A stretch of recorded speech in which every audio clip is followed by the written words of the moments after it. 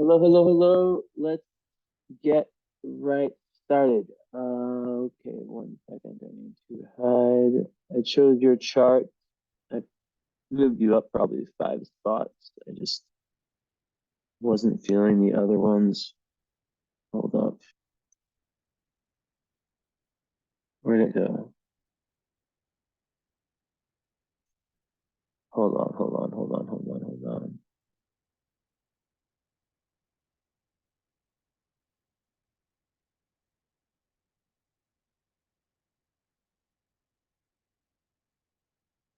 One sec. Deleted.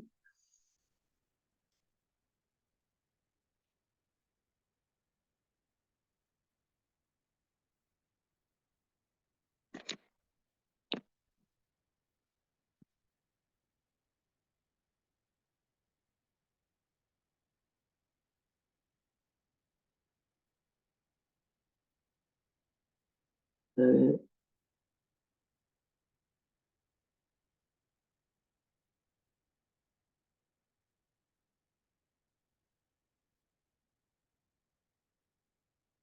Okay, there it is.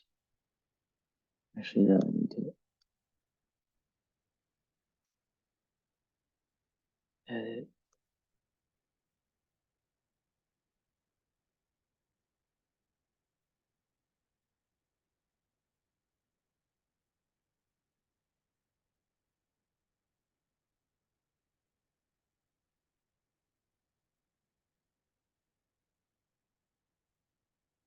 Okay, here we are. All right, I am gonna go off camera and switch it up.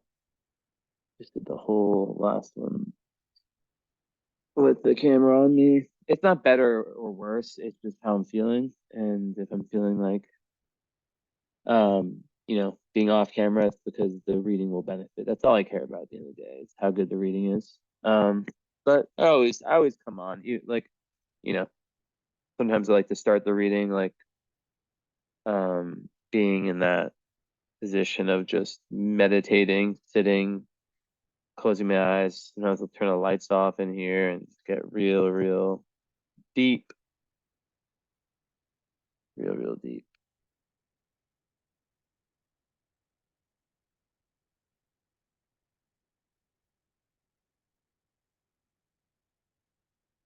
One quick second.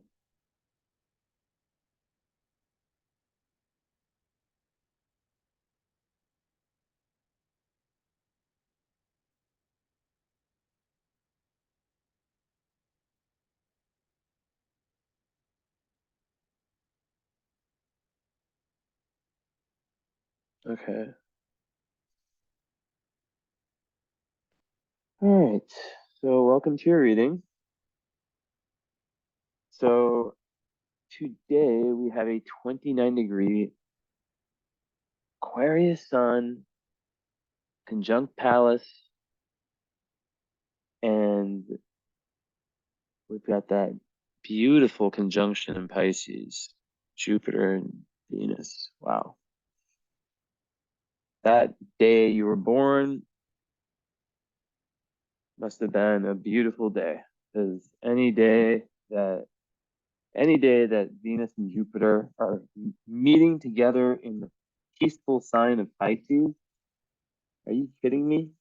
Are you kidding me? Just think about astrology like that. Think of it like each day there's a different energy. And we go on Instagram and stuff and we talk about, oh, this transit, or this is coming, that's coming. Oh, so imagine if there's Instagram when you were born. I mean, there's astrologers for sure, but imagine there's Instagram and we'd just be like, imagine Jesse and Sinestro existed and you're born. I'm just like this mummy by now, but you're born and I'm just like, wow, what an energy. What the hell was that noise? Why did my TV just turn on without me touching it? That was creepy. Okay. That just threw me off. Anyways, basically what I was saying is like, yeah, I would talk about the square between sun and moon. Okay, can't run away from that. But I would also be talking about how amazing, and I would probably, there'd be astronomers who'd be like, look up in the sky, you can see Venus and Jupiter meeting together. If you're able to see that, because I'm pretty sure, yeah, you definitely can. I've seen Jupiter multiple times, but if you're able to see it. Um, so yeah, Taurus Sun, Aquarius Sun, Taurus Moon. You are so stubborn, stubborn, stubborn, stubborn. I'm just joking. Well, there's definitely potential. When you have a fixed, they say like the sun square moon is it's difficult to have because it basically just shows that these two different parts of your personality of who you are very, very, very different. And there's a conflict that has to be resolved. And how do you resolve um, this conflict, right? It's about balance. It's about it's about it's about compromise, right? Right, right. So, what are the desires of the Taurus moon? Well, you know what? I'm not going to start there. I changed my mind. I'm going to do what I've been doing lately, which has been giving me great, great results. I'm going to talk about your nodes, and I'm going to work my way in from the outside. So, your north node, aka your karmic destiny, aka this point, the mountain never climbed in past life. I'm gonna call it a destiny marker. It is in Sag, conjunct Neptune. Very interesting. And the south node, other side, Gemini. So in Placidus, this would be a 12th house south node, first house full sign, and seventh north node whole sign, sixth Placidus. So we'll break this down as like this. You are in this incarnation trying to learn about higher truth, right? In past life, is there any squares? Done. Yeah. So in past life, there's been a tendency for you to be a little bit narrow-minded. Um, Not calling you stupid. I'm just saying that, like, think of more staying close to home, not taking, you know, intellectual risks. I know. And, I see this a lot. So it could very well be because of the environment or just because of how things were. But you're here in this lifetime to expand your worldview on both levels, on the spiritual level and on the philosophical level. Now, Neptune with the north node means that Neptune was opposing the south node. So it also means that it is an energy you've been working on over the last few lifetimes, right? So when you think about Gemini and you think of Gemini rising in this lifetime, a Gemini South Node, I'm going to call it 12th house because when it's 14 degrees behind the ascendant, to me that's South, that's the 12th house, right? Um, I think of potential escapism, but I think of like the potential for you to have been a little bit scattered, like um And we all have our version of this, just by the way. I'm not shitting on you or anything. Like we all have, I'm not like I say a version of this in every reading, right? I'm about growth over here, right? So, and I have the same things. You have a 12th house Leo South Node, first house in the whole sign. So, what it comes down to is essentially thinking about different self-limiting kind of like cycles, whether it's addiction or whether it's escapism, self-sabotage, self-victimization, anything that makes one kind of run away from reality. Now, besides that, I mean, that's the more negative spin, but there is a square, but like it could also be something like that, but where it wasn't your choice, where, for example, the square of the sun, um, you weren't able to do it. You weren't able to go for, you that's a karmic skip step.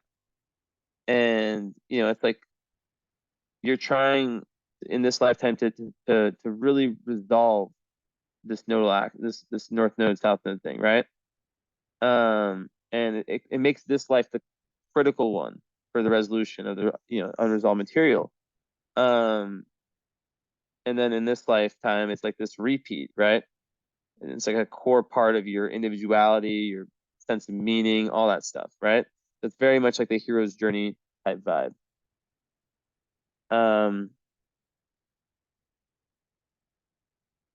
and it's like always about like creating and maintaining um a vision that's like separate and different than that of your families, and just getting to where you need to get, even if it's very difficult and takes time. So that makes that south node north node way more important. And if there's one thing I know about Gemini, low Gemini compared to high Sag, it's that the piece about the energy being too scattered, right? That is very, very like it's like the jack of all trades, master of none type energy. So Sag it's asking you to travel, whether it's physically or metaphorically. It's asking you to acquire wisdom and to never feel satisfied with your knowledge and continue this, right? Just like this continuous, and then the Neptune there is your mission is to be your own guru. Your mission is to be a mystic, right? Like not that many people have Neptune on their north node. So perhaps in a past life you weren't allowed to dream, like by some force, by who knows what, your ability to dream, your ability to truly like um you know be in your idealistic um or idealized self was restricted by something, right? Like we all have past life trauma. So, and with the sun square, it makes me think that like the core sense of your individuality was cut off. So it's almost like a redo lifetime in the sense, in one sense of it, right? Like imagine like the artist that grows up during like a very, very tyrannical time in the world where the arts are shut down, but she's just like the most amazing artist. Um, she would be like, does it make sense? Like it's not necessarily that she would have like her whole life would have been a failure, but because she wasn't able to practice art, it would be like a repeat in that area. And that's kind of what the sense I get when it comes to you, not just with spirituality and potentially art also, but also just expression in being able to dream, being allowed to dream, being allowed to follow your dreams. and your imagination. So yeah, that's making this lifetime very, very important. And when we look at the nodal axis, like so high Sag in the seventh, slash sixth, like that goes so I'll give you the classes first, right? 12 to 6 is like going from, going towards service, right? Going towards like it correlates so much. I don't know if you saw the video I posted today, 90 seconds. It's actually similar to what I'm about to say about how through Sagittarius you're expanding your version of what truth is for yourself, of your own personal truth, and then adapting that to your dharma, right? Like if someone thinks that, you know, like in today's age that, I don't know, like the everything on the mainstream media and they're taught in school and everything is correct, they don't question anything, or someone who's just like obsessed with money, like they're gonna have that, that's their truth, right? And then their dharma, their purpose is gonna reflect that, in terms of their day to day and their external, um, like what they do externally. So that's gonna be a lot different than someone who is open-minded, spiritual, and always questioning everything and inventive and all this and that. So someone who cares about people is gonna, their truth is gonna be compassion and God and whatever.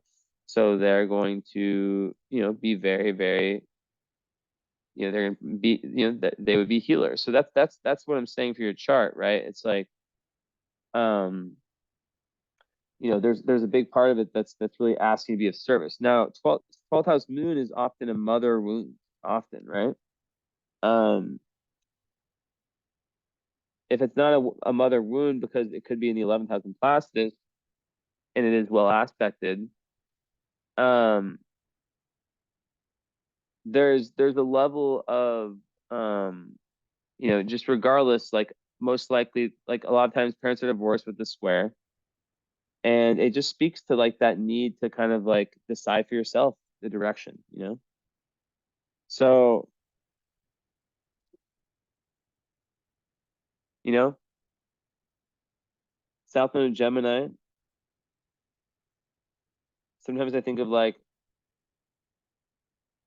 a barber or some type of hairdresser, and just like all the gossiping around, and or just someone who spends too much time speaking about low level things like the town gossip, or like um and Sagittarius is about the tying together all the data that the Gemini represents, like all these little conversations represent the data, right? The journalists tying that all together to create philosophies, truths, right? So you're here to create truths. Now with the sixth and seventh house, um, like I said, the first one is about leaving delusion and going towards consistency in the day to day, and service to humanity, and showing up for yourself and really taking responsibility for yourself. And if you look at the first and seventh, it brings up the idea of relationship and a potential past life tendency to be a little bit too on the independent side.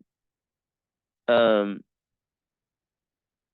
and a need in relationships in this lifetime to compromise.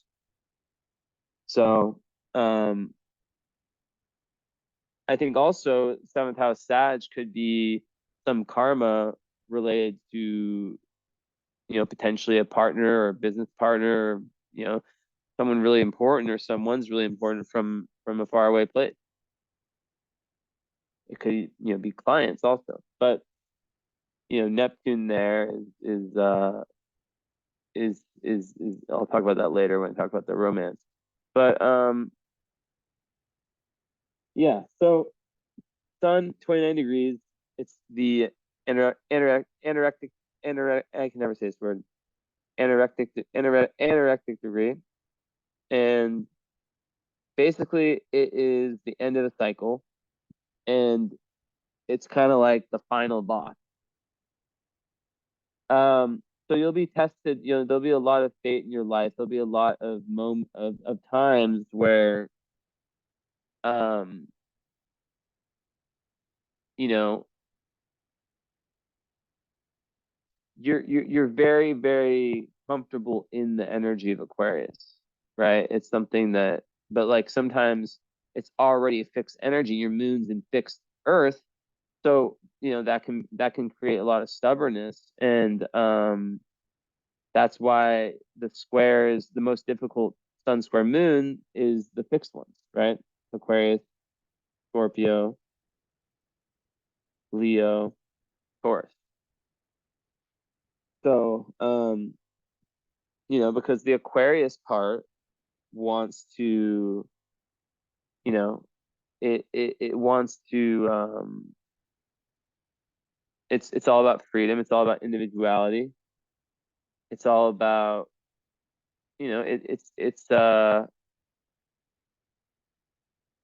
it's very much about, yeah, it's just like, it's way more about the future. And then Taurus is about tradition. Taurus, you know, likes things to stay the same. It's all about, high Taurus is about peace. It's about happiness. It's about, Taurus, the whole bad rep Taurus gets is like, oh, it's so stubborn, doesn't want to change. Well, that's because Taurus is the happy sign, right? That's why it's ruled by Venus. Taurus is able to enjoy the little things in life. So when Taurus is able to do that, Taurus says, okay, well, if I'm happy, why do I need to change stuff? Sometimes you need to change, right? Sometimes you need to change in order to really grow. So that's the thing with the Taurus moon and the Aquarius, is that the Aquarius is also very social, um, and just, branching out socially, humanitarian, and just more active, right? It's an air sign. So it's about ideas and communication. Taurus is just more somatic and more about the senses, the body. Taurus moons, they have an emotional need for steadiness in their life. Um, in relationships, they need to engage their senses. They need to be touched and to be cuddled, and it's very much a sign. It's very, very domestic.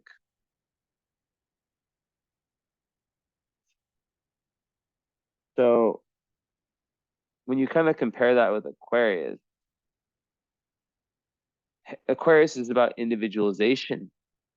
It's opposite of Taurus. Like, Taurus is about staying the same. Aquarius is about finding yourself, right?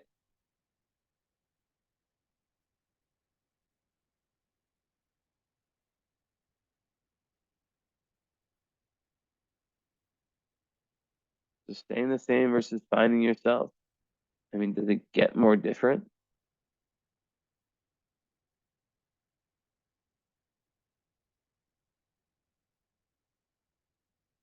So with Taurus, a Taurus moon, and Aquarius sun, everything comes down to compromise internally. Or what can happen is that one can take on a ton from one of the signs and just forget the other one, right? That's common.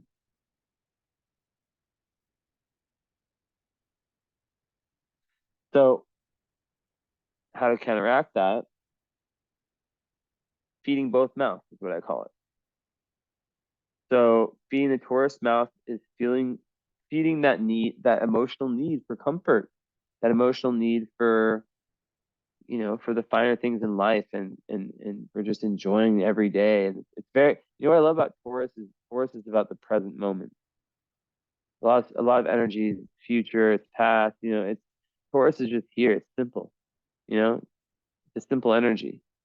And that's why the moon is exalted in Taurus, meaning you have, that's where the moon likes to be. I never say it's like a good or a bad moon sign.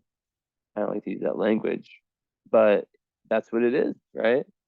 Taurus is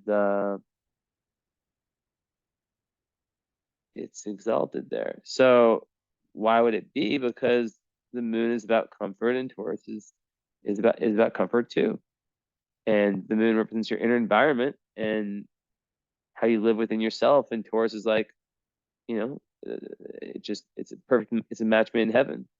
So when you then bring in Aquarius and you think, okay, how could I possibly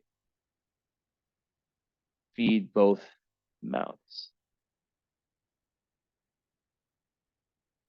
It's about giving Taurus what I just mentioned. And then with Aquarius, it's about finding things you care about, finding people that you vibe with, and finding causes, like whatever it is, like maybe with your work, right? That like Aquariuses are very, Aquarius, as I'm sure you know, like it's very, very much about the collective. And then they can be a bit aloof when it comes to their personal relationships, a little bit, spacey. I've always found that very interesting. I dated a lot of Aquarius in my life. So it's just giving them both. Um, yeah, the square, it's like it's the energy of having taken on X from mom and Y from dad, but those two being very, very different. Usually divorce, as I mentioned before, but not all the time. But just like that conflict that gets created, right? It's massive because you know, like even if we don't like to think like we're conditioned by our parents, right? Or we're like we don't like to think like they're affecting us in any way or that they have any effect on us. But if you actually do the exercise that I did when I wrote my book, which is essentially writing down what from mom, what from dad I was take, I've taken. Um, it was crazy because there's a lot more than I thought.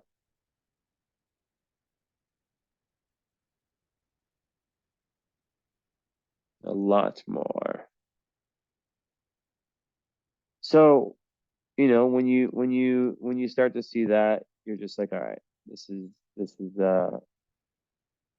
and often, and when you have your Chiron, right? Your Chiron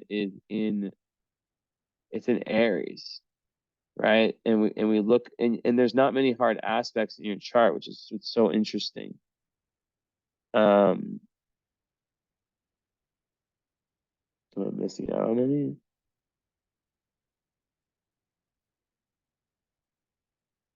Well, you have Mars opposite Saturn. It doesn't show it on my thing, but that definitely counts.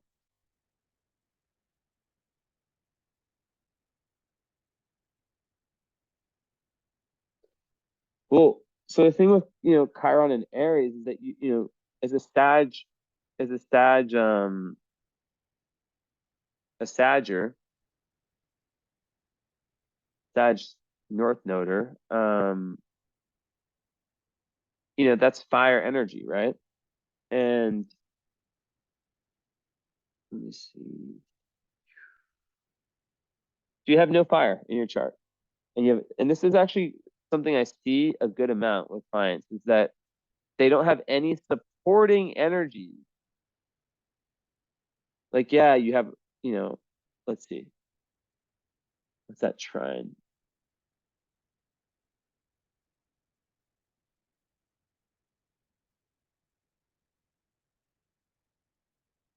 Okay, Mercury sextiles. But like, okay, there's no real, there's no planets in fire, essentially. So that makes finding that fire extra difficult for you because none of your personal planets have fire. So what do you do in that situation? Well, when you don't have any fire, it can make finding passion difficult. It can make self-starting difficult. It can make um all these types of things very difficult, right? And there can be some kind of stagnancy. So it really, really makes it important to figure out what lights your fire and then focusing on a few things.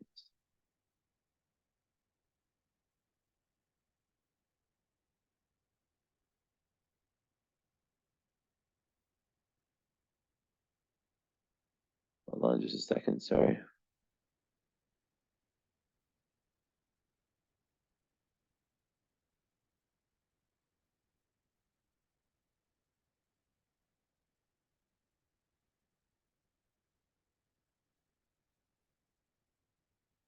So yeah, it's definitely rough when you don't have any supporters with your North Node, but to find fire, you just have to push yourself. You have to understand, look, I do not have this element within me.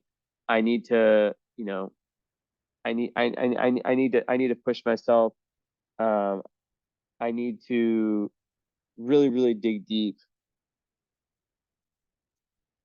What makes it even harder is Chiron in Aries, because Chiron in Aries, it's basically saying that there is pain around your assertiveness function and your ability to feel like you can just be independent.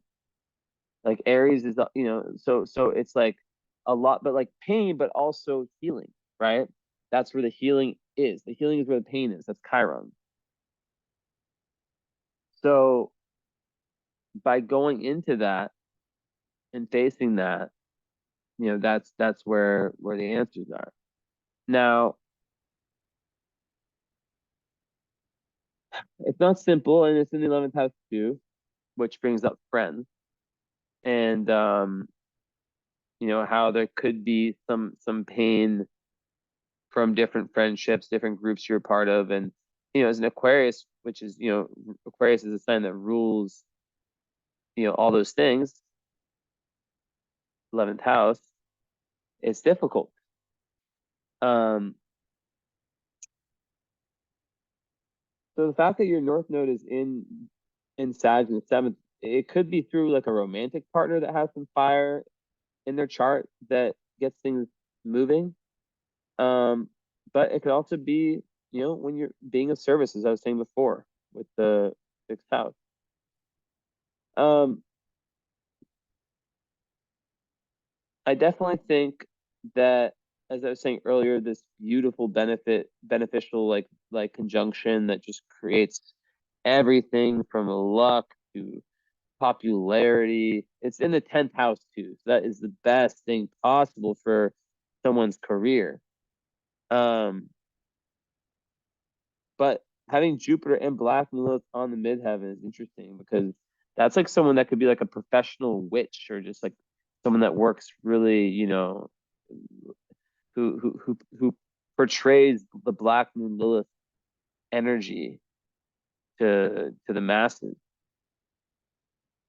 So it could be like a very transformational type thing.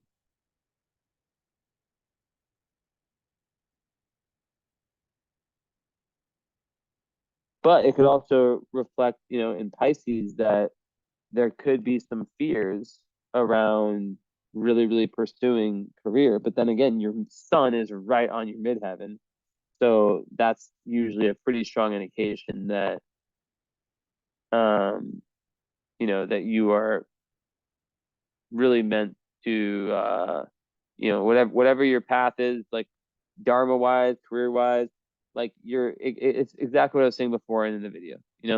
You're meant to evolve in terms of your worldview, to go through you know, different worldviews, different truths. Like always allow yourself to be wrong, and then adapt what you do based off of that. But your sun, wherever it's in, wherever it is, it's around the midheaven. It's like, gonna play like that's where you shine.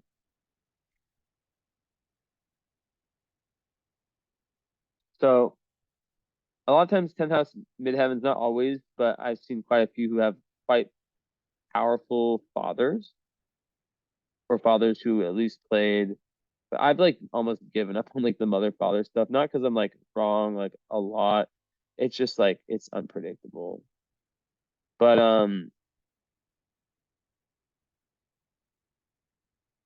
yeah, I've seen it quite a few times, at least having like a very like massive impact on the life and on the career choice. But the Black Moon Lilith there, it's in Pisces. It's interesting because it could indicate someone who has too much idealism around their career. Let me turn the camera back on.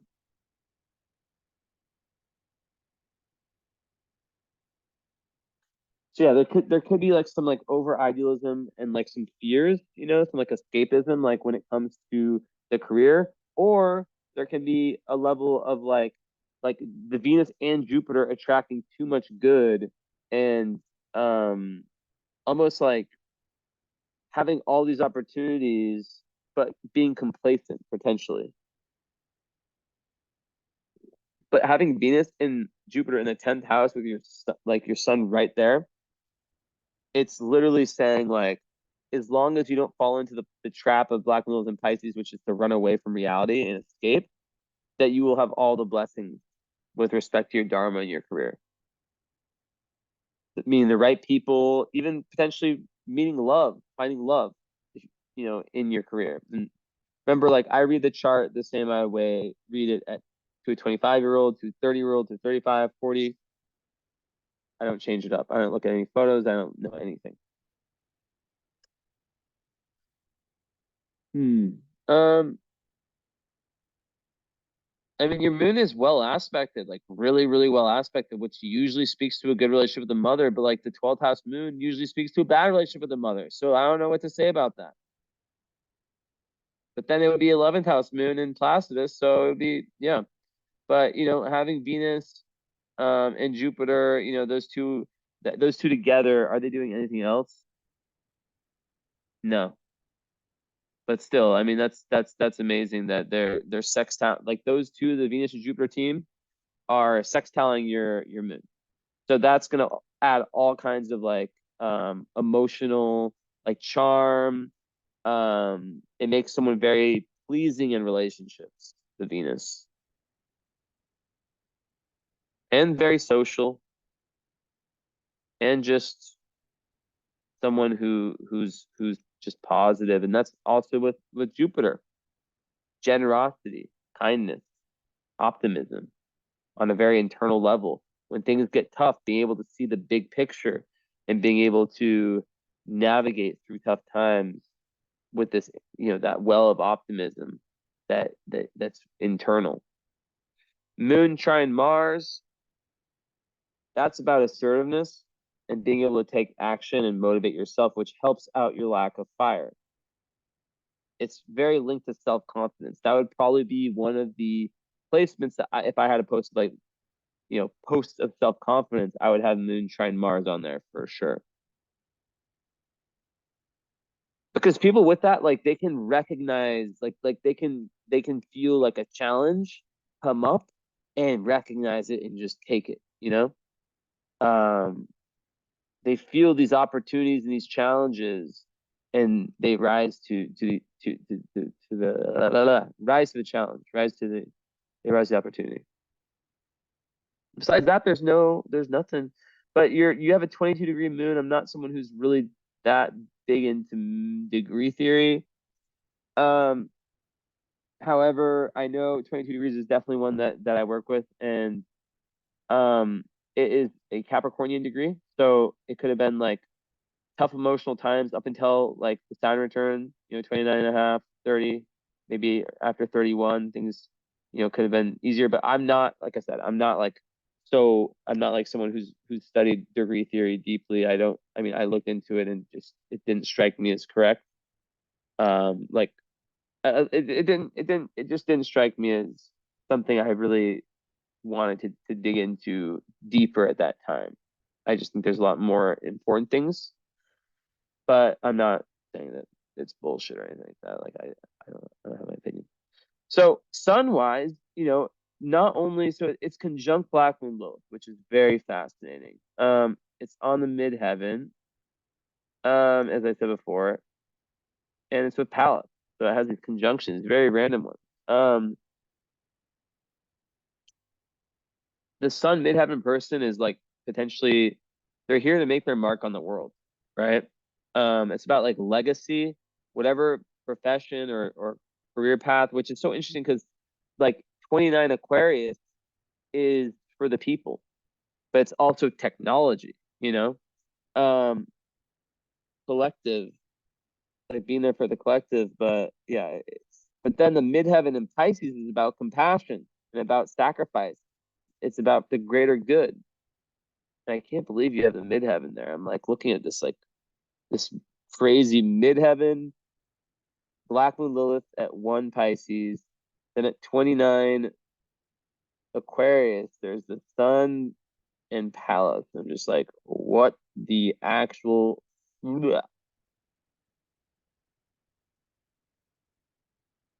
you just stare into this. Sometimes you just get the answers given to me. Just come.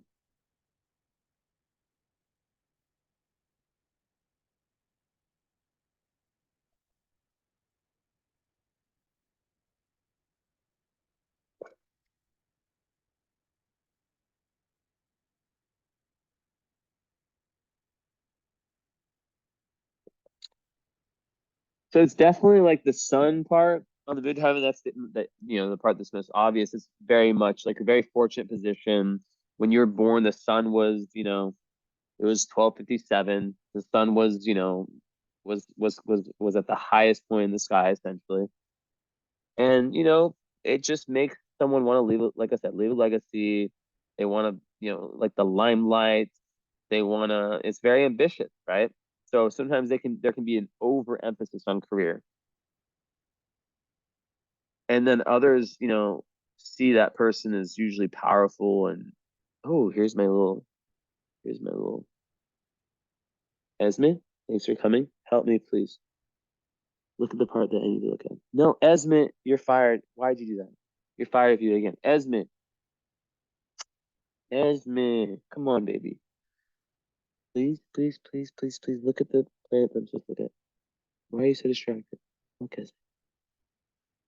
Esme, Esme, what's wrong with you?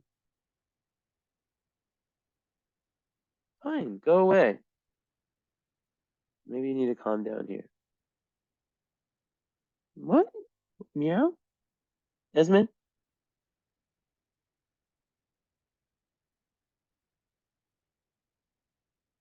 Are you not gonna help me anymore? Maybe I just need to pet her for a while. So, okay, Esme, you're not helping me. I'm trying to figure something out.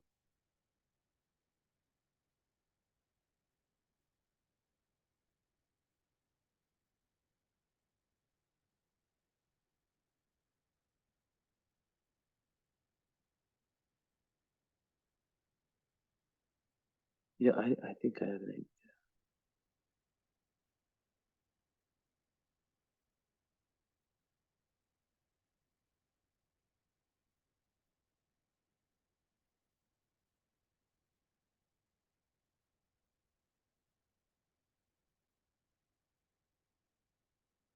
So, Sun with Palace, let's talk about that.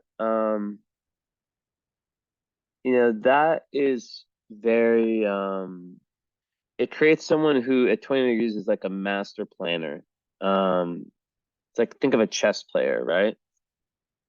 very creative, very insightful, especially in Aquarius, like very, very, very outside of this like this world, like that's the wrong word. Very, very like eccentric, not wrong word again. Very, very outside the box type of thinker, right? Someone who has these really, really sharp instincts and cares a lot also about freedom of speech. That's another thing.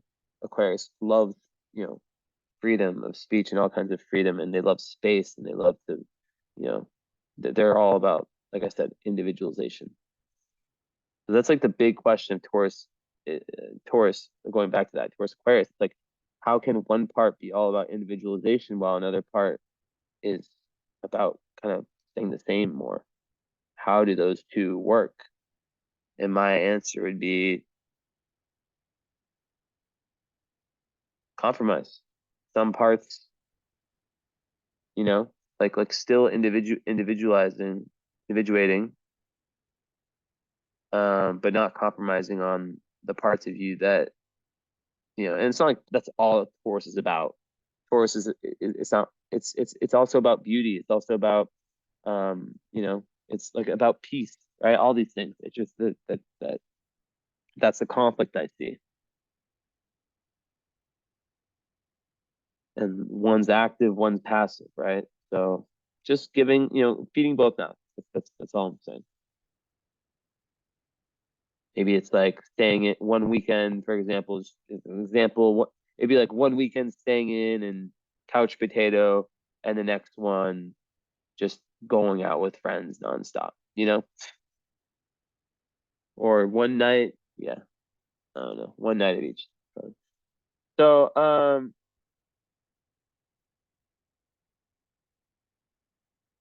yeah, so I think that the Palace Sun just makes one very good, very optimistic, very, very good at using their creative talents to kind of see change in the world, and on the midheaven too, just being able to kind of uplift other people and, you know, really do things for the greater good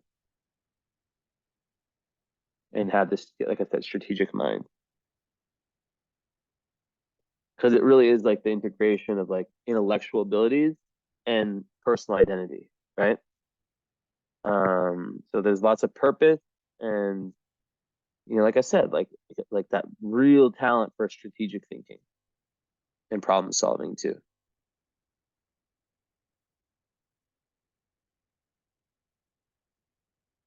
So, like I said, I just said, you know, like the problem solving skills really, really good.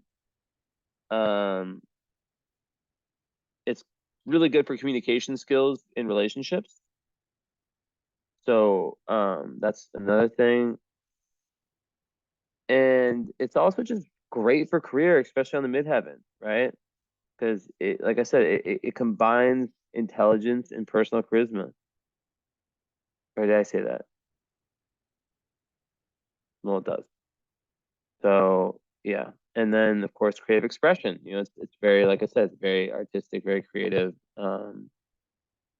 So, you know, being able to express the individuality through whatever, you know, medium one chooses. So that's that.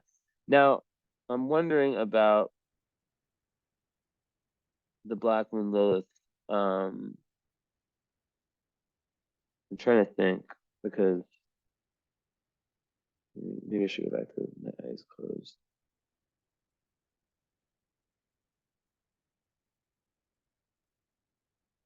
Well, I mean, I know on the midheaven, it's just like someone who is willing to, like someone who can maybe put too much into career also, and who might be willing to do too much and step over some feet, um, in order to get what they want. That's one, you know, potential.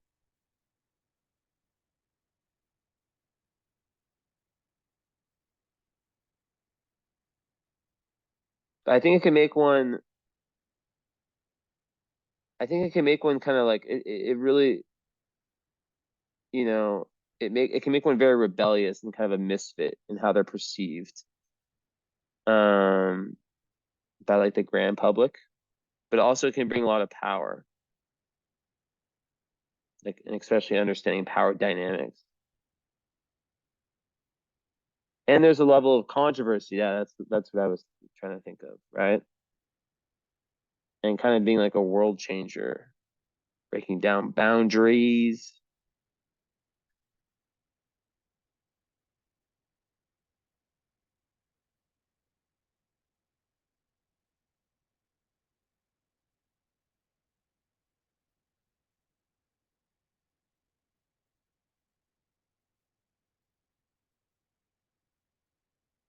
I think there's also an element of refusing the status quo and being kind of different in your career, in whatever career you're in, which is very in line with Aquarius.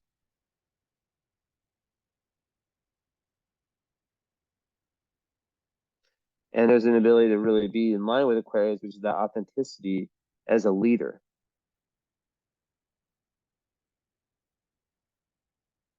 But then it can also be very rebellious, which can get you into trouble.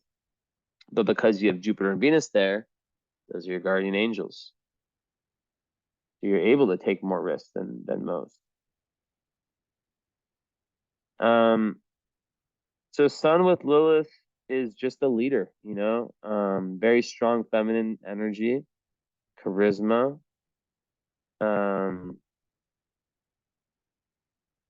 it just it's big, big on transformation. Um,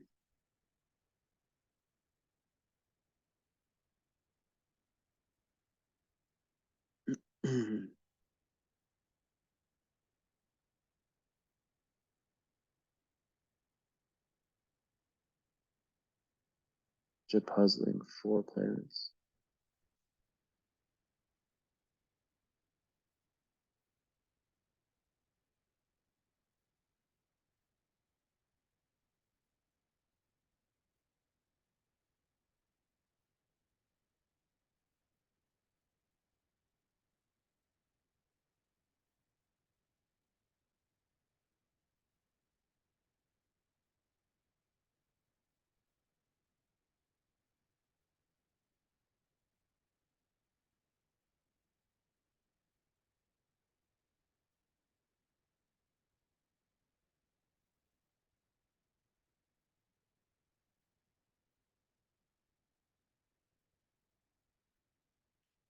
So yeah, there's just that theme of like right and wrong, and the Black Moon Lilith with the Sun person has like a lot of confidence, and there's like this very like just like rebellious but leader that's authentic in their leadership in a world full of phonies.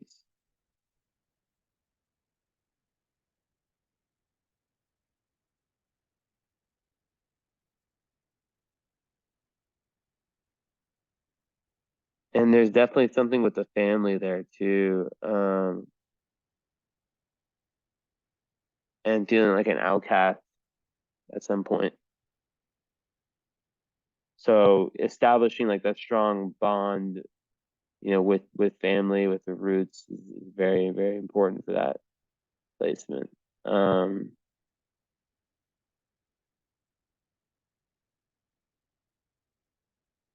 but there's also, yeah, like I said, like amazing leadership talents. And it's great for activism, and also you can't get away from sexuality with Black Moon Lilith, and the fact that it's on the midheaven, it might have you appear very, sexy to people that don't even know you.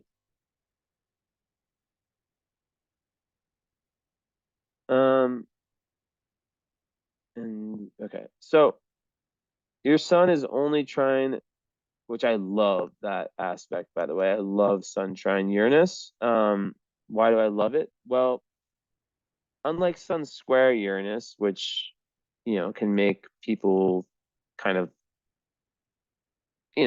like too rebellious, like it's almost like they're rebelling sometimes just to rebel, and until they learn that they have that, and they're like, oh shit. It's like allows you to express your uniqueness in a way that doesn't really offend other people. Um, like there's lots of comfortability with being different, which obviously is an Aquarius is so important. Um, and it's just like that person who's just their own person. They're not bothering anyone. They're them, and people love them for being different. You know, I'm sure there's tons of celebrities I could think about that are kind of like weirdos, but like they don't give a shit, and everyone's just like, oh, he's just him. He's just him, or she's just her. Lots of breakthroughs, lots of downloads can come to the person with this placement. Meditation can be very, very, you know, in any time you can just have these lightning quick like zaps, and that's also like an Aquarius thing, right? But with Uranus, the planet that rules your sun, trining your sun, it makes you extra Aquarius. And there's also that whole humanistic and inventive, all that stuff, like all these things, very progressive. It's also like I think did I ever create my genius, like indicators of genius? Well, this is on there. Like I'm not saying it makes you genius, but it's definitely like, it's definitely like one of the placements I would correlate with genius. So you have a um very, very lucky Mars placement, which has been okay. Are you gonna help me now? Look at what's important. Don't look up Esme. Look. Oh, the moon. Thank you, baby.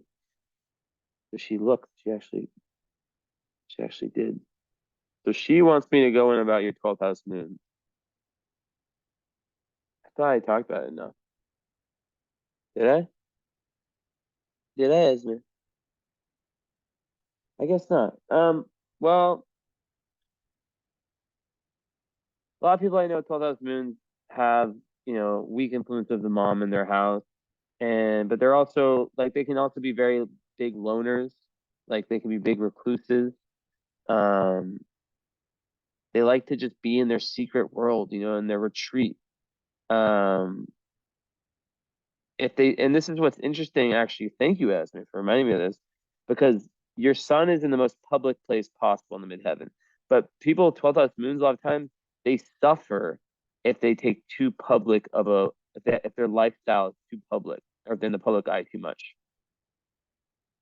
So there's difficulties that come with that. Um, so that's interesting. It doesn't mean you can never like achieve fame or fortune. It's just like it's better to work behind the scenes, or like like in, for example, like in institutions like hospitals or I don't know, things like that. But once again, I'm going to continue to say it. I use whole sign in Placidus. I think you still have a 12th house moon.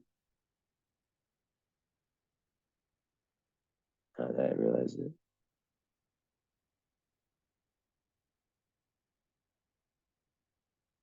Yeah.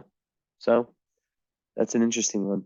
Okay, Mars and Capricorn. I love that placement. Why do I love it? Well, Mars is also um, benefiting from the Venus Jupiter. Why does it show it like this?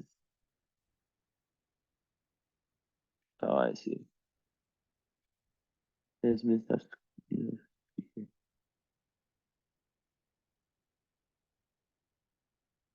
so Mars is in Capricorn, sextile Jupiter, sextile Venus, but it doesn't show up, which is really weird. Oh wait, no.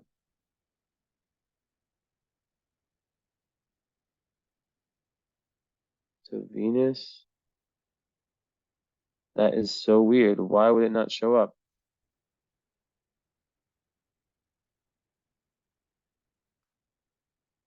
Wow, kidding me? Well, either way, it creates like a very good flow. Very, very good for popularity, very, very good for money too. And sometimes With that, you have to watch out for like over idealism in relationships, which would lead me to your seventh house Neptune.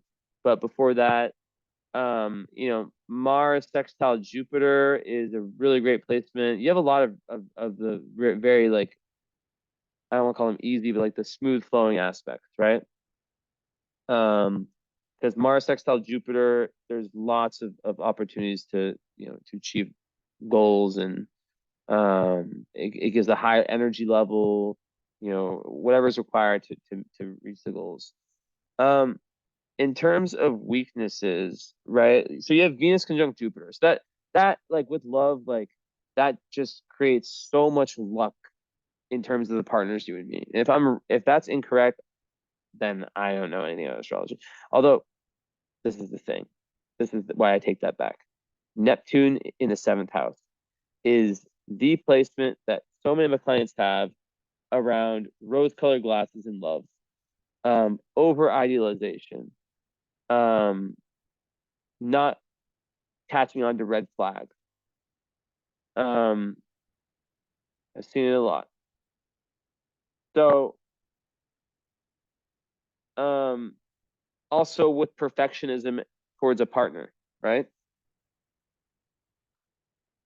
So, it's really important with Neptune seventh house people to understand that no human is perfect, and to take things very slow in relationships, and that they can very easily get led astray by like the Hollywood, just the idea, the picture that's painted about love in movies and popular culture, which makes it out to be more of an addiction. Um, Neptune seventh house, it's very romantic, but there needs to be some realism. And that, thank God, you have a Taurus moon and a Mars in Capricorn, because that is a trine moon to Mars, right? We talked about that. But Capricorn Mars, I love that position. It's one of the like I say, people ask me like, if you had to change one of your big six, the big three, Sun, Moon, Rising, Mercury, Mars, or Venus, I love my chart, right? So it's like, which one would you choose? Which one would you change into what? And I have no Earth, so my answer after much deliberation is I would. It's so hard, but like, let's just say Mars in Aquarius, what I have, which I love. To Mars in Capricorn would probably be my change, right? You have Mars in Capricorn. Why would I say that? Because Mars in Capricorn gives you this drive. So many successful people have it because it gives you this hard working. Like the first 30 years, there's some real setbacks for sure. 4 steps forward, 5 steps back, 3 steps forward, two steps back. But then after the Saturn return, it's just smooth sailing. No more of that karmic bullshit, but you're left with the determination, the grit that you learn. And yeah, lots of very successful people have that. They work really hard early on. But yeah, they just very strong ambitions, and they get what they want. They make it happen over the long term. Consistency. And it's in the eighth house, so that makes you want to like probe deep into like the secrets of life. Um, Also, it's very, very sexual placement, eighth house Mars. Um, Even like taboo areas of sex. So very interesting that I didn't mention. Well, let's talk about love, then we'll talk about your Mercury retrograde. Um, so okay, so I mentioned that you have, not only do you have Neptune in the seventh house, but you have Pisces. So you have a Pisces Venus. So this is where it gets interesting, because Venus is a very good reputation. It's very romantic, but it's that same thing I just tell you, the same speech. I've been giving you the same speech, the whole disillusionment, right? Seeing potential, not reality. That's very, very possible. Now, the fact that Jupiter is there gives it a lot of abundance and luck, right? Also, it's the idea of like merging and becoming one with your partner. It's like kind of the twin flame, all that stuff is what they're talking about when they speak about that with Mercury and Pisces. But also Venus and Pisces is about universal love, and it's about love for love for God and love for all that is, love for humanity. And just like, at the highest level, Venus is self-love. So Venus and Pisces should be able to find love and compassion for all beings, but then also like have boundaries, right? Have boundaries when it comes to who they like, what humans they let in their lives, right?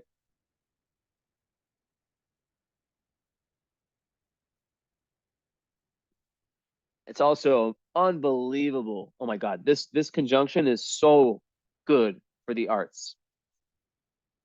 I bet you're a musician. I never guess people's like you have to be an artist of some sort. Like,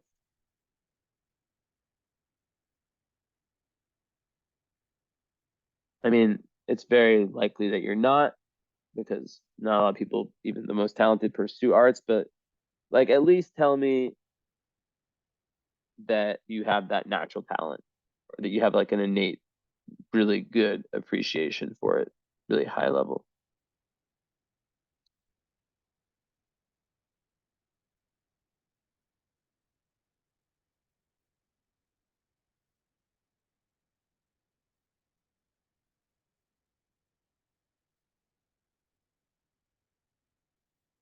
Recently opened a text.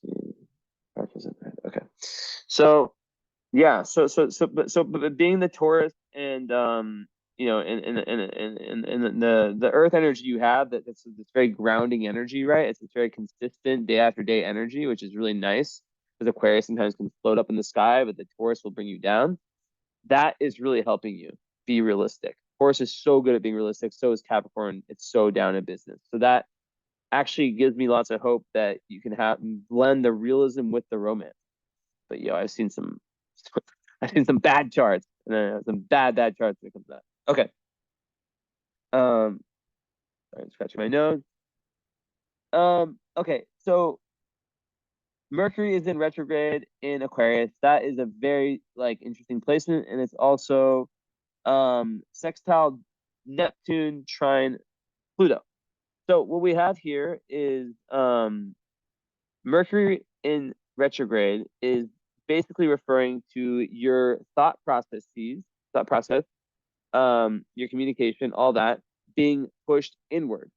It comes from past lives where you either underspoke or under or overspoke, underthought or overthought, thought in the right way or the wrong way. So your South Node, past life, Gemini, that makes me think that there was too much talking, that wasn't enough, with not enough depth. Um, and please don't think this is me calling you stupid. Like, it's not. Like, I've already like identified like a genius part of your chart. It's just a tendency, right? And it's all about conditioning anyway. And so now you're Gemini rising this lifetime. Gemini risings, they stay looking young. They stay looking young for a long time. Um, Youthful energy, fun, curious, right? And so the fact of the matter is that this energy, it trines your South Node. So there's lots of like past life energy with your way of thinking, and any type of communication. And the key is for you to go within yourself, being more quiet for the first 25, 30 years of this lifetime, analyzing. Sometimes it can be over analyzing, but Mercury retrograde people are like around 15% of the population or something, and they're meant to really look. It's almost like they're looking at their brain and their cognitive process and determining what needs to go, what can stay. So, and then it gets, with age, but also it's very abstract and right brain. So a lot of Mercury retrograde, they can struggle with the Capricornian school, not always, um, because they require a different type of education, right? Like, not that sounded like I was saying special ed. I meant to say, or I was trying to say, they they need to be like, if you ever have a kid, like if I do a kids chart with this, I say, the parents, you need to put them in like different artistic classes. They need to work that right part of the brain. That's where it's special. Like these people are creative geniuses a lot of the time. A lot of time they don't get the exposure to the ways that they can be it, and that's another indicator of art. You know, like like the arts. So then it has nice aspects too. Wow, you have really like nice aspects. You have only two hard aspects. You have Mars, where Chiron, and Sun's Square. So it's okay. So Mercury sextile Neptune. That's like literally like the so imaginative and also very compassionate thinker and speaker, daydreamer for sure, but someone who can blend compassion with, cognition, and who can bring imagination and really speak in a very dreamy tone. Now, Mercury trine Pluto is amazing because it gives you ability to probe deep into whatever you're very interested in. Because it's retrograde Mercury, it's more, to the self. So let's say you get really interested in astrology. Pluto, it's that dense ball of energy that you can count on to just go in, right? And it also makes you able to like really like assess situations rapidly, right? Words that are straight to the point, boom, boom, boom, right? And also Pluto is about being beyond the surface. So it's about getting deep, deep, deep. Um,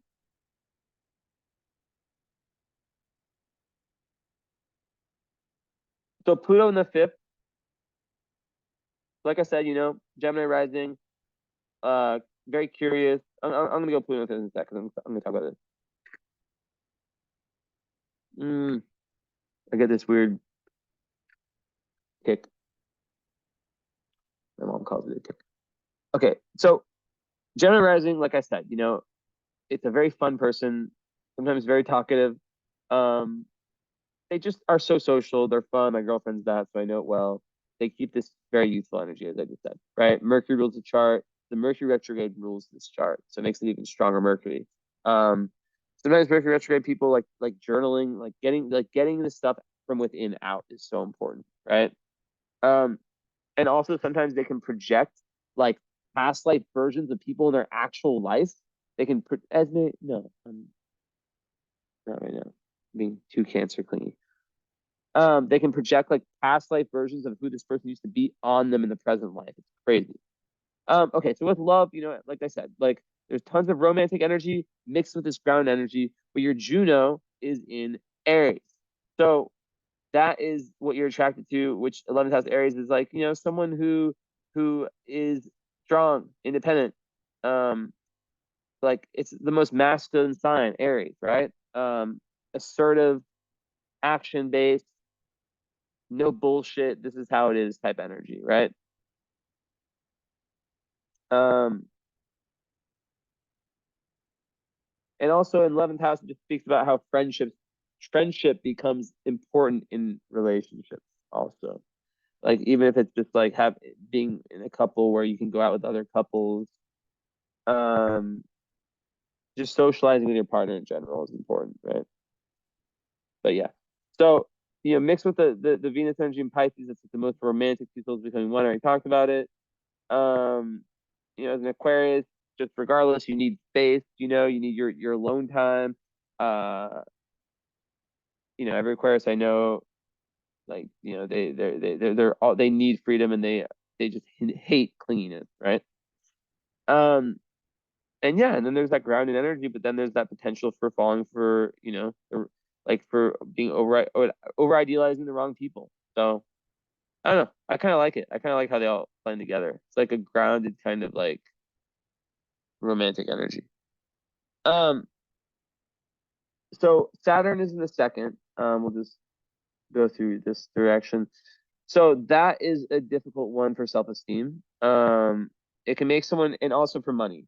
Now, I'm not saying it's makes someone poor, but I've actually seen some really, really rich people with this. But what happens is that they have emotional poverty, and they make tons of money, but they maybe grew up poor. This is like the pattern I've seen, and they're afraid to spend on anything. They just make all this money for nothing.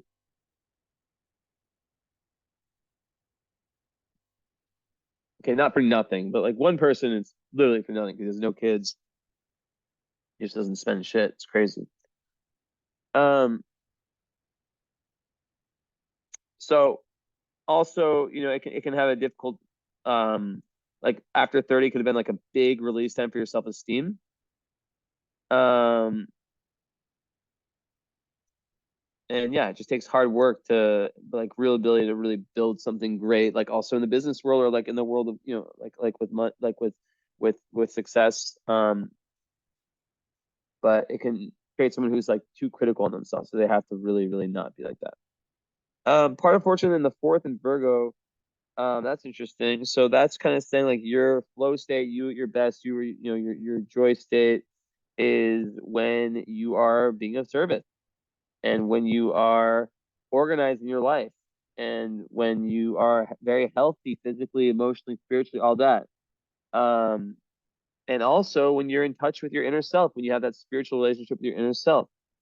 Um, so and when you're able to really detach from like these expectations of others, it's really huge. Pluto fifth, love that one. Pluto fifth people, they have this massive creative, um like they really need to dive into their inner child, but there can be some fears there, which links to your Aries Chiron, right? Fear of just letting go, right? And Pluto fifth people, like they have to take creative risks. They have to understand that like they have this massive creative potential, which I've been telling you all about, right? But like it starts with like doing inner child work and you know, but there's this real powerful need to express oneself. And sometimes there's like a obsession like an obsession for attention. Um So that has to be like looked at or at least like acknowledged. And then with children, fifth house, it can attract like very like karmic, almost like I don't know, like it can make one like overly dominant with children or just have create like kind of dark karma with their children, or just very intense karma. Okay, Uranus in the sixth vertex is there. So vertex in Scorpio in the sixth. Your doorway to higher awareness is through the more the more deep you dive into, the more deep dives you take into your own shadow work and into like everything occult, everything esoteric, and the more death, rebirth, transformations you go through. And in the sixth, it's once again about service. It's once again about how by you um and similar to what I was saying before about like the health and the routine, the organization, life being structured and just making sense and feeling like very solid is where you have the most success. And with Uranus there, this is what's interesting. Uranus, which rules your sun, planet rules Aquarius, it's in the sixth house. So what that means, and I have this too, so it means that you are someone who might not be ticking in a like typical schedule. Maybe it's a different schedule. Um, like for example, for me, I go to bed, I work at night, not like most people. Sixth house Uranus, it means that there's going to be some kind of like need to liberate yourself. So like most people with that, they have a lot of trouble with like the 9 to 5 jobs.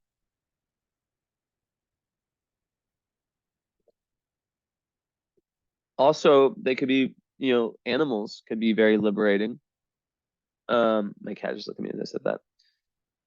And yeah, just like everything with the routine is just unconventional. Their day-to-day life has like a level of like freedom to it and unconventionality that matches them perfectly. Esme, you're seriously stop. Stop, Esme. Um, yeah, also Uranus success people can like keep unusual pets. That's another thing.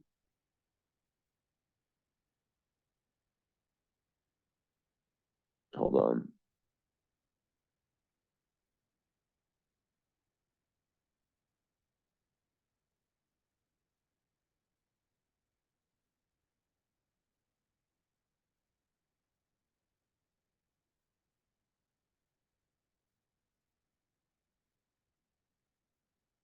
Yeah, it's really important to like, understand like the human voice has like this massive it just does, like it's a very, very important for you to surround yourself with, with voices and beings that really have that nice effect on you. I know it sounds obvious, but you're very sensitive to um the undercurrents.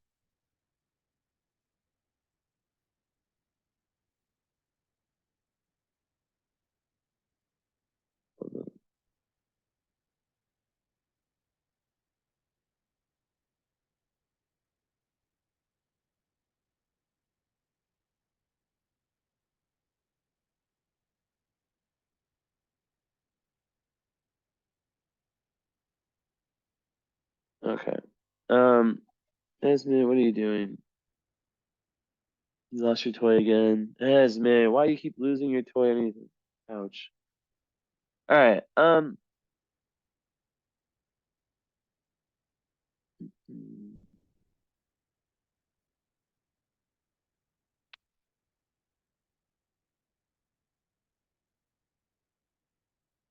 yeah. So like the big thing with Pisces and Neptune, the seventh house, Pisces, Venus is just that search for perfection in intimate relationships. Like I see it so much, and like it's sad. Like I can think of someone who like had this like I'm not gonna say any names, but she basically had this guy who did not like her at all, and he was total piece of shit too. And she just was so like, he's the only guy for me, blah blah blah blah blah. And he literally told her like he didn't want her, but she was just positive, that this was the only guy for her in the world. And then she had, like this other guy come around, right? Who she met. This guy seemed legit. Everything was a lot better, maybe even a chance. And all she ever wanted was a relationship, right? Well, she ends things with this guy once that other guy, and this is like an older, she's older, she's probably in her 40s, 50s. She just ends things with, and the guy that is like 10, 12 years younger than her, the guy that she really likes, that she thinks she's destined to be with. And stuff like that, right? That just like she's putting him on a pedestal, but if she were able to get with him, and she had all Pisces and Gemini, right? She would see that he's imperfect, but it's just like creating God. It's like literally like my post. Like now it's my post from yesterday about relationships and codependency.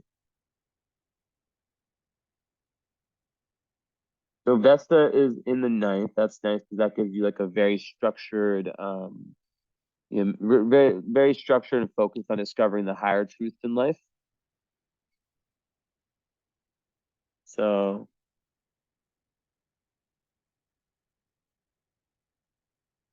and in terms of Vesta and Aquarius, it's like being able to work really well uh, when there's freedom, but also, with people. Um, but like there's a desire to escape from the routine, as I said, with success, and work in your own way with freedom and in a way that um, either like it can definitely like work with other people like for a common cause, but as long as like what you're doing doesn't get in the way of your individuality and yeah, Aquarius likes it's all about yeah, it needs that freedom. Needs that freedom. Talked about the palace.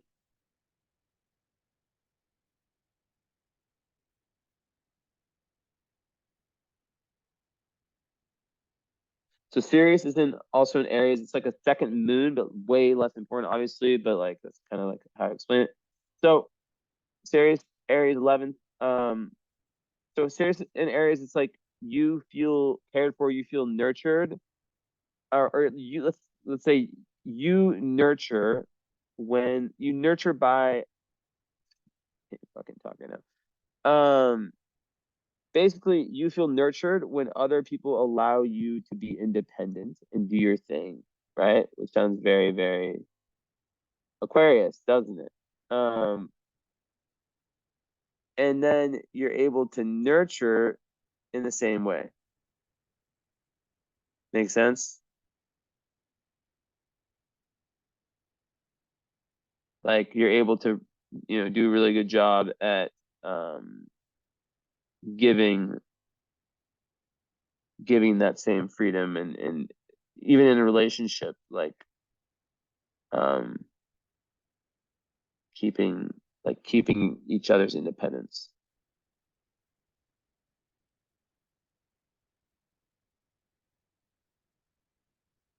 It also it's very good for like self-care, and they tend to like love to exercise and push their bodies. They have lots of energy.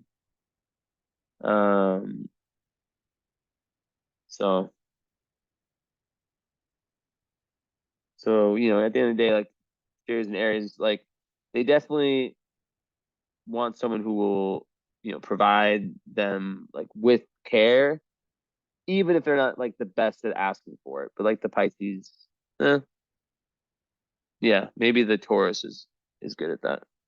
But then there's that 12th house, we can make it so shy, potentially. Maybe not, because there's not bad aspects. But yeah, they'll show how they'll show like they care like by their actions, because that's what's about with Aries, with their with their behaviors, what they're willing to do. Um, and they're good at like encouraging other people, partners, and other people like of their strength, and they're like, you can do it, you can go get it, that kind of stuff. And then 11th house is just someone who cares for their friends, who's the nurturer in the group. And they also like to get that reciprocated, and yeah, like they feel very, very safe and a part of the group when they're part of the group.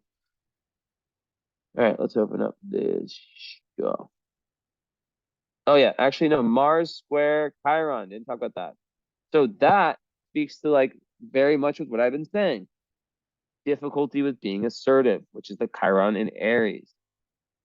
And a lot of people with this, they fear that their request of assertiveness will be met with anger, so they might go towards passive aggressiveness or just not saying it. Or they fear they sometimes they fear their own anger that they haven't let out. And they can be, often they're like easily hurt, short fuse. Um, it all goes back to you know, um, the self-worth and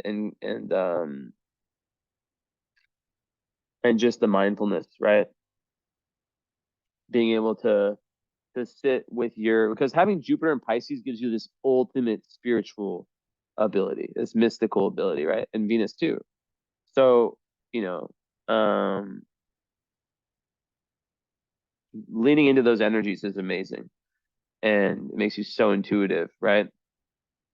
So I think like, Mars square Chiron is ultimately pain around, like I said, like the Mars, like the Cernus function. So best way to do that is, to get past it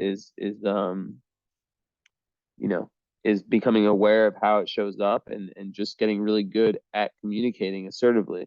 Like the book Nonviolent Communication would be my recommendation if you haven't read it. It's really, really good, and like everyone should be forced to read it. It's that kind of level book. Venus square ascendant is kind of difficult because it can make one um not feel as though they're beautiful. So with that one, it's always good to do things that make you feel beautiful, pampering yourself.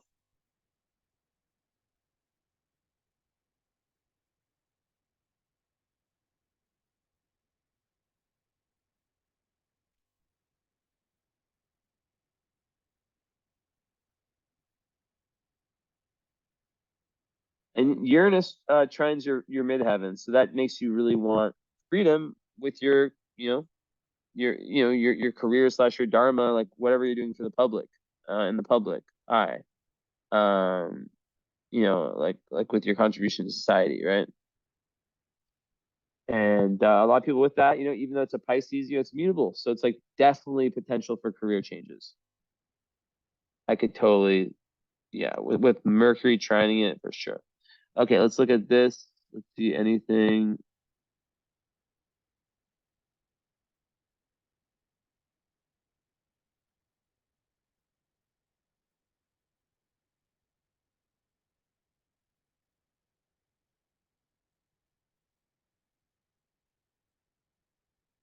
Okay, so you have like wealth stars rising, Bellatrix, and that's very good. And let me search up one thing.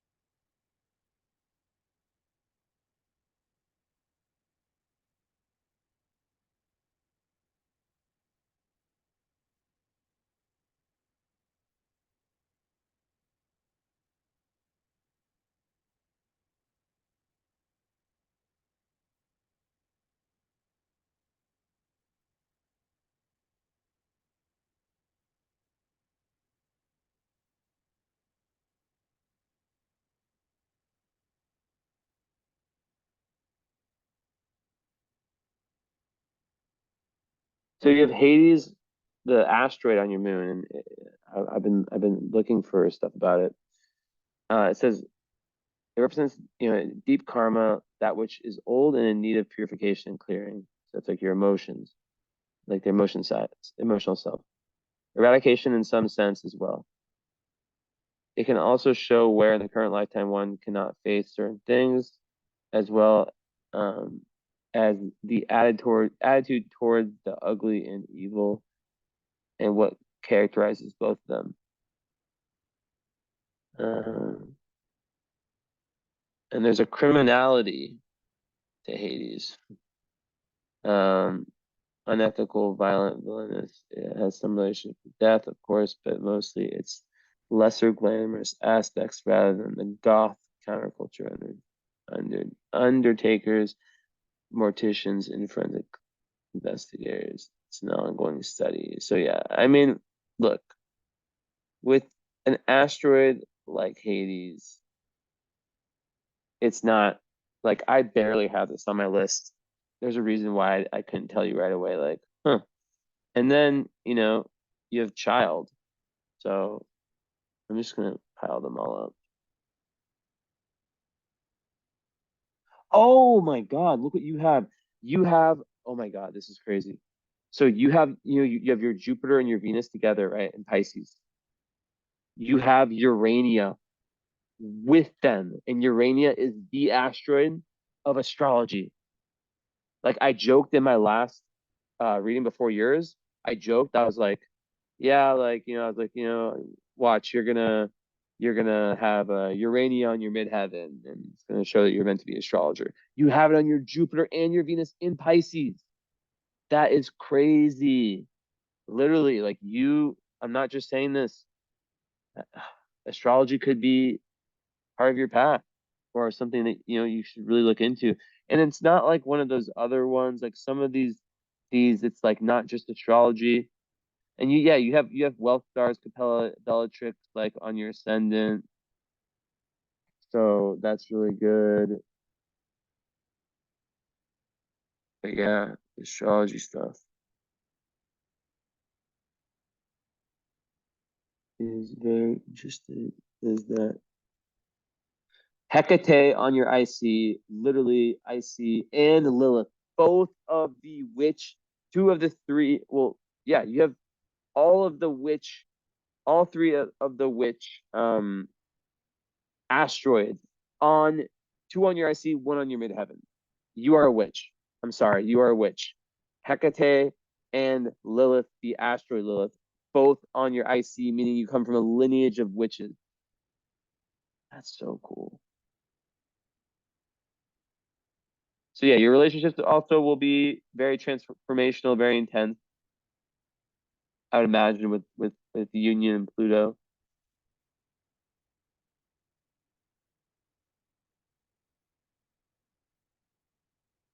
And money can be like very random, you know? Like it can just come like one day. It can just be like, you know, so it's really important to be aligned with spiritual values.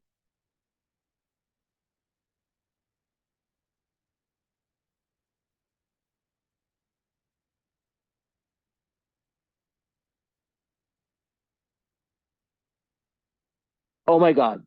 You have the other. Okay, so I was wrong. There's three asteroids and there's Black Lilith. That's different. It's not an asteroid. Circe is the other one. And you have your Mars with Circe. So you have all like, and I only do 1 to 2 degree conjunctions. Like for asteroids, maybe a little bit more. You have all three of the which asteroids. Just search it on Instagram on Google. Search. Let me see if I can find it. Just search Lilith, right? Um Hecate, or just like Circe, you just spell it Circe, and then like witch, and let's see what comes up.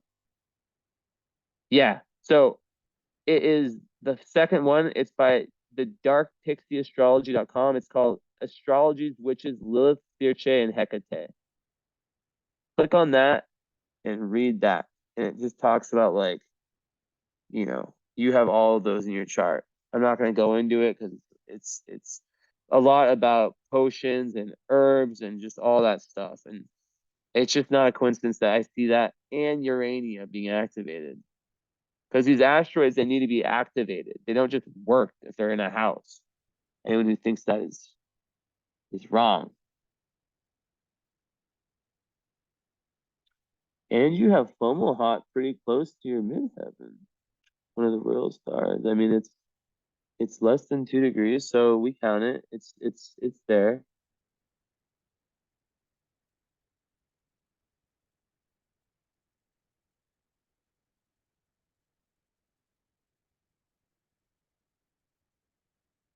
So Fomalhaut is representing divine God, godlike inspiration, imagination.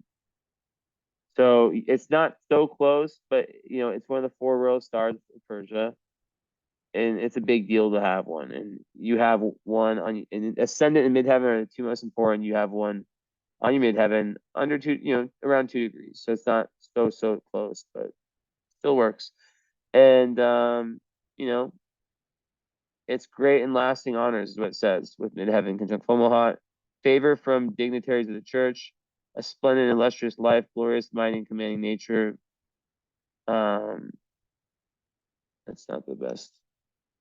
See, I can't find. I've been waiting for this book for so long. Okay, not that long, but like it's been a minute. So okay, here's the words: ethereal, wistful, poetic, mystical, magical, idealistic, guru, poet, artist, dreamer, psychic, spiritual, religious, otherworldly, out of this world, space cadet, or romantic, greatly fortunate, silver tongue, slippery, escapist, charismatic, and enigmatic. You see what I'm talking about? You see what I am talking about? Omaha is enchanted and intoxicated by love and life. So you get it. And let's see what it says. Midheaven. What? Doesn't say, just says names. But yeah, great and lasting honors sounds pretty spot on. And let's add the artistic, all those words I just said, to the picture. All right. Let's do one more thing.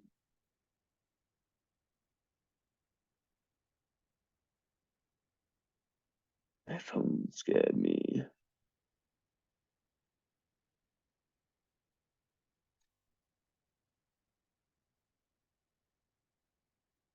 Mm-hmm. Mm-hmm.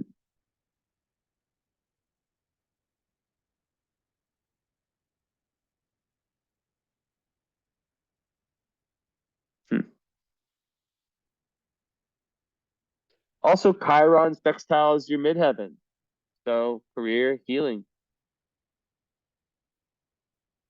Uh, no aspect patterns of significance.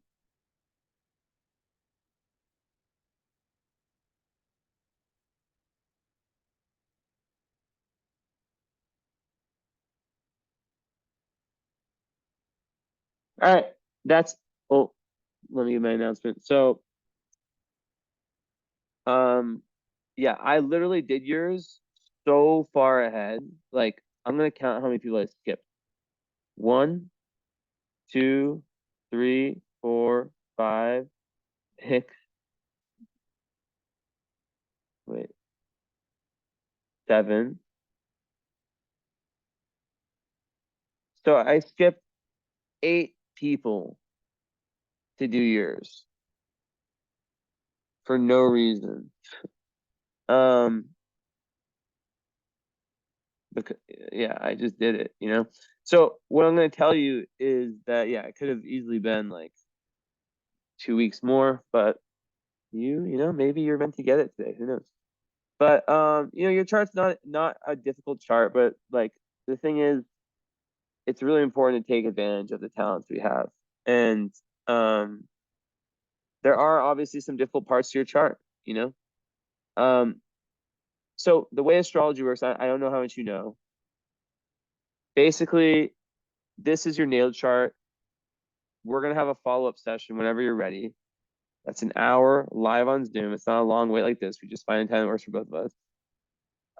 And we'll talk about all of your lived experience compared to the natal chart. After that, natal chart, dossier, close. Now, what most people do and what I highly, highly recommend is that they add the current astrology reading to that. I would give you a $60 discount. Um, what ends up happening is instead of just the hour that you already have with the, you know, where we're just talking about the natal chart, which never changes. It's always the same. You can watch this in 10 years. It doesn't change. I'm sure, and maybe you've had other readings. Current astrology is always changing. So a lot of clients will come back to me each year, but mostly everyone, well, unless they can't afford it, um, that's the only time. I never put pressure. I'm just saying, let me know. Um, this is like somehow I just haven't been checking my DMs. I've been so bad at it, so it might fill up kind of soon. But you know, like I probably have like so many. Oh my god, like there's so many people waiting. But I would love to do it with you. Your chart is very interesting. So yeah, it becomes like a 3 hour reading. The price I think is 350, so minus 60 plus the fee ends up being around 300 extra for the current. I do everything. You know, I do the obviously like the solar return, the chart of this year for you, the progress chart. I'm sure you've heard of that.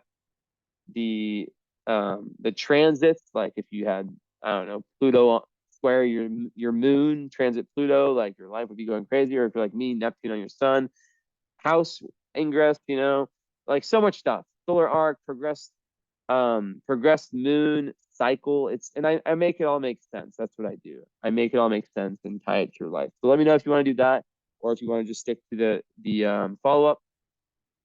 FC, thank you. Ciao.